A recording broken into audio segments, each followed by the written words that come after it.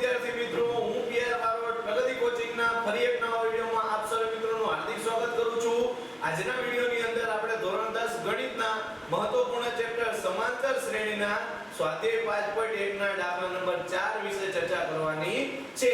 અગાઉના વિડિયોની અંદર આપણે 5.1 ના દાખલા નંબર 2 અને દાખલા નંબર 3 વિશે ચર્ચા કરી હતી. તો જોઈએ ચલો શું કહે છે કે નીચેનામાંથી કઈ શ્રેણી સમાંતર શ્રેણી છે? જો તે સમાંતર શ્રેણી હોય તો સામાન્ય તફાવત d અને પછીના ત્રણ પદ શોધો. તો સૌથી પહેલા આપણે કીધું છે કે કઈ શ્રેણી સમાંતર શ્રેણી છે. તો અગાઉના બધા વિડિયોમાં મેં તમને કીધેલું છે કે સમાંતર શ્રેણી કોને કહેવાય? તો કોને કહેવાય? તો દરેક પદ વચ્ચે એટલે કે શ્રેણીના દરેક પદ વચ્ચે જો સરખું અંતર આપેલું હોય આવી શ્રેણીને જ આપણે સમાંતર શ્રેણી તરીકે ઓળખીશું. ચલો જોઈએ કે પહેલો દાખલો આપણને કહે છે શ્રેણી આપેલી છે 2 4 8 અને 16. તો પહેલા આપણે ચેક કરવાનું છે કે આ સમાંતર શ્રેણી છે કે કેમ. તો સમાંતર શ્રેણીનો નિયમ શું છે કે બધા પદ વચ્ચે જો સરખું અંતર હશે એટલે કે બધા પદ વચ્ચે જો સરખો તફાવત હશે તો આપણે એને સમાંતર શ્રેણી કહીશું. તો પહેલા બધા પદ વચ્ચેનો આપણે તફાવત મેળવવો પડે. તો મેળવીએ કે પહેલા આ બે પદ વચ્ચેનો તફાવત એટલે કે બીજા પદમાંથી આપણે પહેલું પદ બાદ કરીશું વિદ્યાર્થી મિત્રો. તો બીજું પદ છે 4 માઈનસ પહેલું પદ છે 2. તો 4 માંથી 2 જશે એટલે વધશે 2. તો આ બે પદ વચ્ચેનો તફાવત છે 2. એવી રીતે આગળના પદો વચ્ચેનો તફાવત મેળવીએ તો કે 3 અને 2 વચ્ચેનો તફાવત મેળવીએ તો કે a3 માઈનસ a2 એટલે કે ત્રીજું પદ માઈનસ બીજું પદ. તો ત્રીજું પદ આપણને આપેલું છે 8 અને બીજું પદ છે આપણી પાસે 4 અને 8 માંથી 4 બાદ થાય એટલે વિદ્યાર્થી મિત્રો આપણી પાસે આવી ગયા 4. તો તમે જોઈ શકો છો કે આ બે પદ વચ્ચેનો તફાવત 2 છે તેમજ આ પદ વચ્ચેનો તફાવત 4 છે. બંને તફાવત અલગ અલગ આવે છે તેથી આપણે કહી શકશું કે આપેલી શ્રેણી સમાંતર શ્રેણી નથી. સમાંતર શ્રેણી નથી તો એનો સામાન્ય તફાવત પણ આપણે ન મળે અને પછીના ત્રણ પદ પણ આપણે મેળવવાના નથી. અહીંયા સાબિત થઈ ગયું કે આપેલી શ્રેણી સમાંતર શ્રેણી નથી. હવે આગળ જોઈએ કે બીજા નંબરનો દાખલો આપણને આપેલો છે કે 2 5/2 3 7/2. પહેલા આપણે ચેક કરવાનું છે કે સમાંતર શ્રેણી છે કે કેમ. તો દરેક પદ વચ્ચેનો તફાવત મેળવીએ. તો પહેલા જોઈએ કે a2 a1. તો a2 આપણને આપેલા છે બીજું પદ એટલે કે 5/2 માઈનસ a1 આપણને આપેલા છે 2. અહીં અપૂર્ણાંક બનાવવા માટે આપણે છેદમાં 1 મૂકવો પડશે. હવે જુઓ તમે વિદ્યાર્થી મિત્રો અપૂર્ણાંકનો બાદબાકી અપૂર્ણાંકની બાદબાકી તો જ્યારે અપૂર્ણાંકનો સરવાળો કે બાદબાકી આવે ત્યારે સૌથી પહેલા તમારે લસા લેવો પડે. તો લસા કઈ રીતે લેશો? તો છેદનો કરી દેશું ગુણાકાર. તો લસા આપણી પાસે આવશે 2 એકાને 2 અને આનો આપણે કરીશું ચોકડી ગુણાકાર. તો 1 પંચાને 5 માઈનસ ના માઈનસ 2 દુને 4. 5 માંથી 4 જશે તો 1 અને છેદમાં 2. તો આનો તફાવત છે 1/2. હવે આગળના તફાવત જોશું કે ત્રીજા પદમાંથી બીજું પદ બાદ કરીશું એટલે કે a3 a2. a3 આપણી પાસે છે 3 અને a2 છે આપણી પાસે 5/2. તો આને પહેલા પૂર્ણાંક બનાવી દઈએ. લસા લેવી. લસા આવશે 2 એકાને 2 ઉપર 2 તરીને 6 માઈનસ ના માઈનસ 5 એકાને 5. તો 6 માંથી 5 જશે એટલે 1 અને છેદમાં 2. તો આનો તફાવત પણ 1/2 આવ્યો. તો હવે આપણે આગળનો તફાવત ગોતવો પડશે. પહેલા દાખલાની અંદર બીજામાં તફાવત અલગ આવ્યો એટલે આપણે આગળ તફાવત શોધ્યા નતા પણ અહીં સરખા આવે છે એટલે આપણે આગળ બધા તફાવત શોધવા પડશે. તો જોઈએ કે a4 માઈનસ a3. તો a4 આપણને આપેલું છે 7/2 માઈનસ a3 આપણને આપેલું છે 3. તો 3/1 મૂકી શકીએ આપણે. તો લસા લેશું 2 એકાને 2 7 એકાને 7 માઈનસ 2 તરીને 6. અહીંયા આપણે શું કર્યું? ચોકડી ગુણાકાર. તો 7 માંથી 6 જાય તો 1/2. અહીંયા આપણને સાબિત થઈ ગયું કે આ બે વચ્ચેનું અંતર આ બે વચ્ચેનું અંતર અને આ બે વચ્ચેનું અંતર 1/2 છે એટલે કે સરખું આપેલું છે. તો આપણે કહી શકીએ કે આપેલી શ્રેણી સમાંતર શ્રેણી છે. હવે આપણને શું કીધું છે જોઈએ કે જો સમાંતર શ્રેણી બનાવે તો સામાન્ય તફાવત d અને પછીના ત્રણ પદ શોધવાના છે. તો d એટલે કે વચ્ચેનું અંતર દરેક પદ વચ્ચેનું અંતર એટલે એને આપણે સામાન્ય તફાવત તરીકે ઓળખીશું. તો આપણને સામાન્ય તફાવત મળી ગયો વિદ્યાર્થી મિત્રો. કેટલો મળ્યો?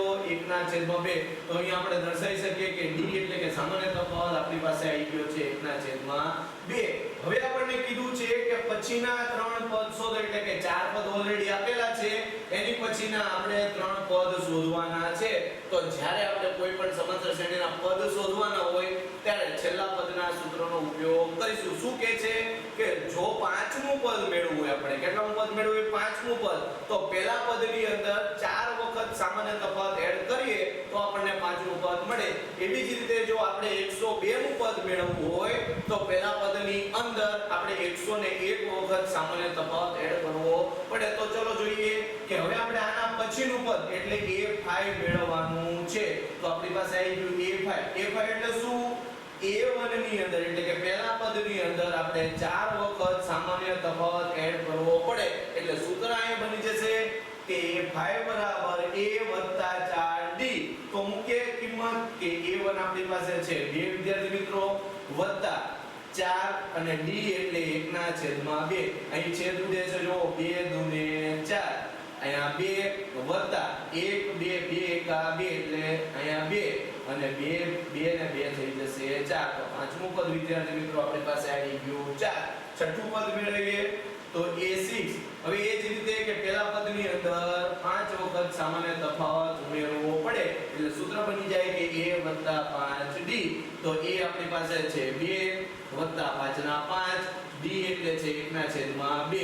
અહીં કોઈ પ્રકારનો છેદ ઉડતા નથી તો ગુણાકાર કરીશું કે 2 વત્તા ઉપર ઉપરનો નીચે નીચેનો 5 એકા ને 5, નીચે કઈ નથી એટલે કે 1 હોય છે તો 1 દુ ને 2.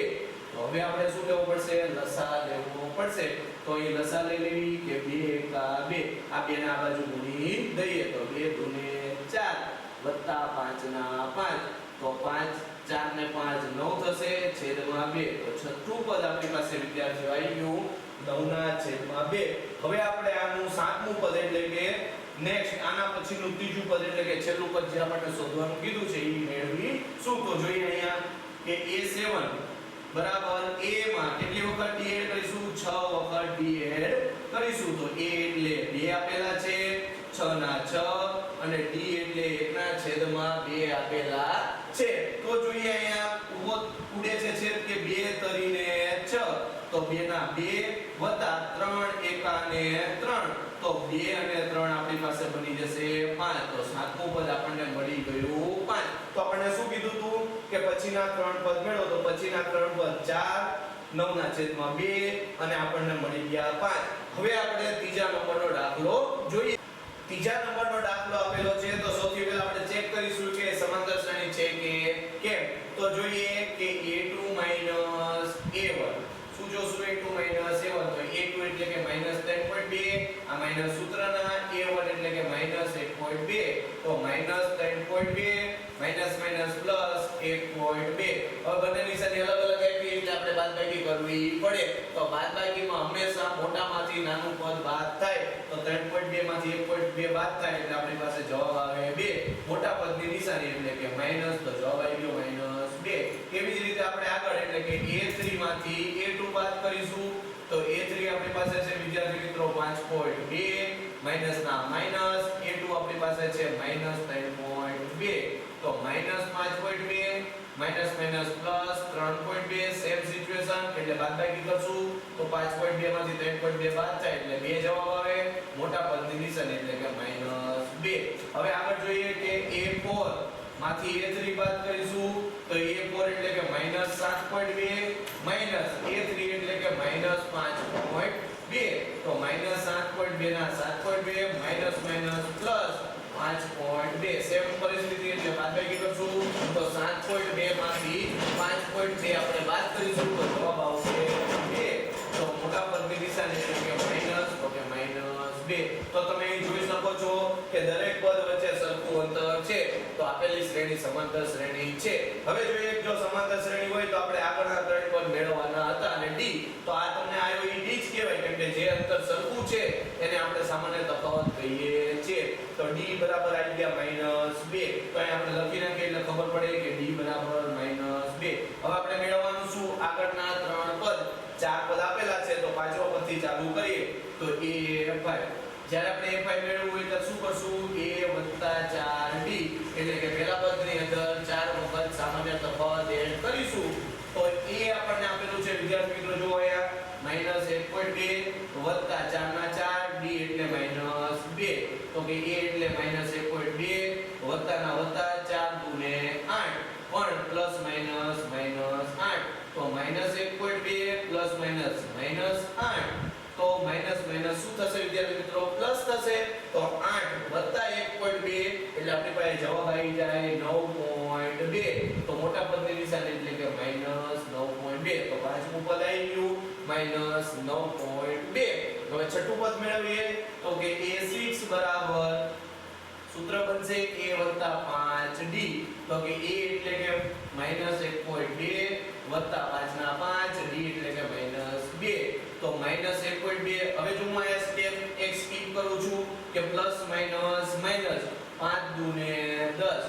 માઈનસ માઈનસ શું થાય પ્લસ થાય તો 10 માં 1.2 ઉમેરો એટલે તમારે પાસે જવાબ આવે 11.2 મોટા પદની નિશાની એટલે માઈનસ તો સાતમું એટલે કે છઠ્ઠું પદ આપણી પાસે આવી ગયું -11.2 હવે આપણે સાતમું પદ મેળવીએ તો કે a7 તો a7 બરાબર a વત્તા 6d તો a એટલે -1.2 વત્તા 6 ના 6 d એટલે -2 તો -1.2 ના 2 plus minus minus 6 દુને 12 minus minus plus થશે તો 12 વત્તા 1.2 એટલે કે 13.2 વિદ્યાર્થી મિત્રો પણ મોટા પદની નિશાની મૂકવી પડે તો મોટું પદ 12 છે એની નિશાની માઈનસ એટલે કે -13.2 તો આપણી પાસે પાંચમું પદ આવ્યું -9.2 છઠ્ઠું પદ આવ્યું -11.2 સાતમું પદ આવ્યું -13.2 તો હવે પછીના વિડિયોની અંદર આપણે દાખલા નંબર 4 5 અને 6 વિશે ચર્ચા